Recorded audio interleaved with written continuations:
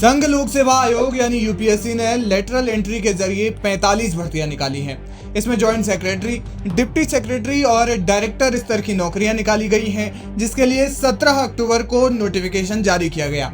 लेकिन यूपीएससी ने जैसे ही लेटरल एंट्री के लिए इन पदों पर नौकरियों के लिए आवेदन मांगे, विपक्ष के नेता राहुल गांधी ने केंद्र सरकार को खूब सुना दिया। उन्होंने लेटरल एंट्री को मोदी सरकार की आरक्षण छीनने वाली नीति बताया। इस दौरान उन्होंने यूपीएससी पर भी आरोप लगाया कि आयोग प्रभावशाली युवाओं के हक पर डाका डाल रही है।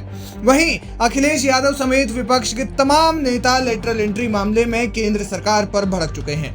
क्या कहा राहुल गांधी ने वो आपको बताएंगे, लेकिन इससे पहले ये जान लेते हैं कि आखिर लेटरल एंट्री होती क्या है। दरअसल इस शब्द का प्रयोग सरकारी तंत्र में विशेषज्ञों की नियुक्ति के लिए किया जाता है। लेटरल एंट्री के जरिए मिलने वाली नौकरियां आमतौर पर कॉन्ट्रैक्ट बेस्ड नौकरियां होती हैं, जिसमें कॉन्ट्रैक्ट की अवधि खत्म होने पर या तो उसे रिन्यू किया जाता है, या अगर विभाग को जरूरत नहीं है तो कॉन्ट्रैक्ट खत्म होने के साथ आपकी उस विभाग के लिए सेवाएं भी खत्म हो जाती हैं।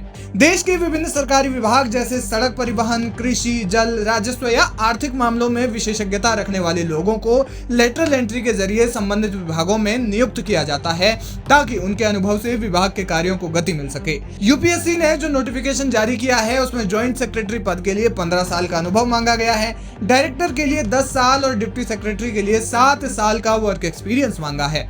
वहीं शैक्षणिक योग्यता भी पदों के हिसाब से अलग अलग है। यूपीएससी ने ये नौकरियां 3 साल के कॉन्ट्रैक्ट के लिए निकाली हैं। केंद्र की मोदी सरकार ने साल 2018 में इस प्रणाली की शुरुआत की थी। हालांकि विपक्ष का आरोप है कि लेटरल एंट्री में पारदर्शिता नहीं रहती है, इसलिए वे इसका विरोध भी करते रहते हैं। अब विपक्ष ने इसे आरक्षण से जोड़कर मुद्दा बनाने की कोशिश की है। राहुल गांधी ने इस मामले में एक्स पर पोस्ट किया और लिखा, नरेंद्र मोदी संघ लोक सेवा आयोग की जगह राष्ट्रीय स्वयंसेवक संघ के जरिए लोक सेवकों की भर्ती कर संविधान पर हमला कर रहे हैं। केंद्र सरकार के विभिन्न मंत्रालयों में महत्वपूर्ण पदों पर लेटरल एंट्री के जरिए भर्ती कर खुलेआम एससी, एसटी और ओबीसी वर्ग का आरक्षण छीना जा रहा है। मैंने हमेशा कहा कि टॉप ब्यूरोक्रेसी समेत देश के सभी शीर्ष पदों पर वंचितों का प्रतिनिधित्व नहीं है। उसे सुधारने के बजाय लेटरल एंट्री द्वारा उन्हें शीर्ष पदों से और दूर किया जा रहा है।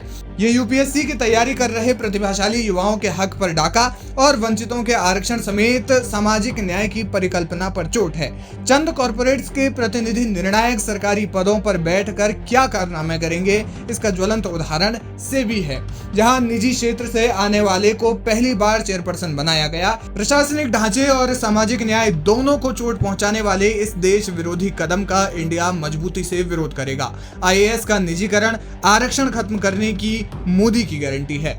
राहुल गांधी ने कहा कि इंडिया गठबंधन इस देश विरोधी कदम का विरोध करेगा। वहीं सपा सुप्रीमो अखिलेश यादव ने भी कहा है कि वे 2 अक्टूबर को लेटरल स्कीम के विरोध में एक बड़ा आंदोलन करेंगे। यानी विपक्षी गठबंधन इस स्कीम को लेकर केंद्र की मोदी सरकार पर जमकर हमलावर है।